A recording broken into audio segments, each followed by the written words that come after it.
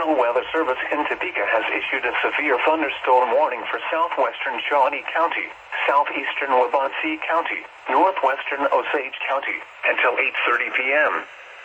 At 8:06 p.m., a severe thunderstorm was located 7 miles south of Eskridge, moving northeast at 40 miles per hour.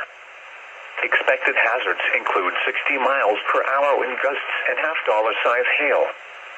This is a radar-indicated threat. The following impacts are expected. Hail damage to vehicles is expected.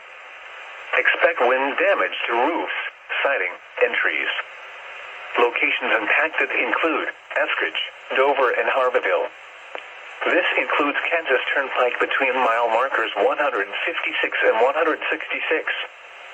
A tornado watch remains in effect until 11 p.m. for East Central Kansas. For your protection, move to an interior room on the lowest floor of a building. A tornado watch remains in effect until 11 p.m. for East Central Kansas.